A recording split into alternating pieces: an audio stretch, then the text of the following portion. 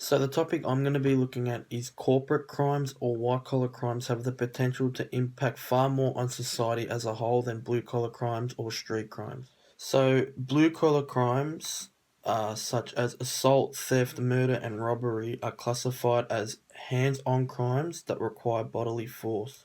White-collar crimes are established as classy crimes which require greater intelligence to construct successfully, such as money laundering, fraud, and embezzlement. So, looking at this topic from all angles, some may believe that blue collar crimes are far more impactful in Australia than white collar crimes. Others believe that white collar crimes are far more impactful than street crimes, but ultimately, the research and statistics depict the right opinion. So, why is it more important to focus on street crimes and pay less attention to white collar criminals in Australia? While some may argue that it is more important to over-police blue-collar crimes as the youth in Australia are seen as the future of our society and the main drivers of street crime. This requires the correcting of young offenders to be heavily monitored. According to the Australian Bureau of Statistics in 2020, the three most common principal offences for youth offenders were acts intended to cause injury, which took 20%, theft at 14%, and illicit drug offences at 11%. So, what are the impacts of blue collar crime on the society? Repeated exposure to crimes and violence may be linked to an increase in negative health outcomes.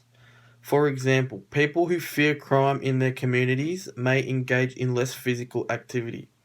As a result, they may report poorer self-rated physical health and mental health. Exposure to violence in a community can be experienced at various levels, including victimization, directly witnessing acts of violence, or hearing about events from other community members. Children and adolescents exposed to violence are at risk for poor long-term behavioral and mental health outcomes regardless of whether they are victims, direct witnesses, or hear about the crime. For example, children exposed to violence may experience behavioral problems, depression, anxiety, and post-traumatic stress disorder. So why is it vital for white-collar crime to be given more awareness? Some may argue that it is not adequate to neglect the policing of white-collar criminals in Australia. One factor that is alarming when it comes to the policing of white-collar crime in Australia is the Australian Bureau of Statistics does not even record data on white-collar crime. So here is one example of white-collar crime and the effect it can have on people.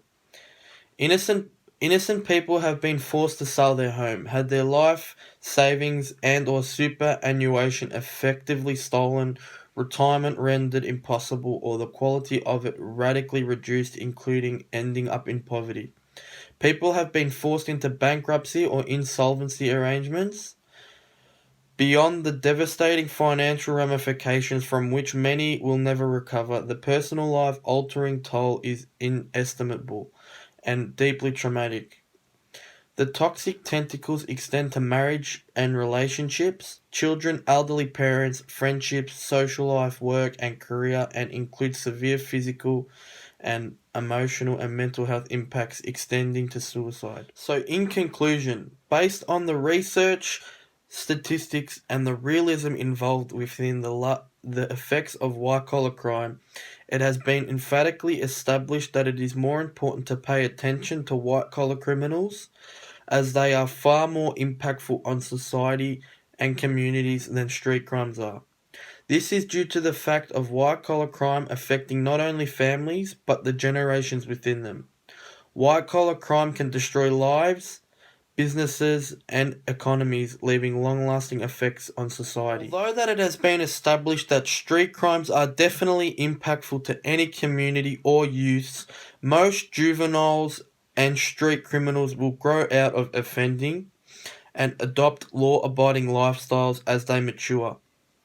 This highlights the reassurance that should be received as a result of the Australian justice system being able to correct young offenders as they progress through to their adulthood and can also correct street criminals as well.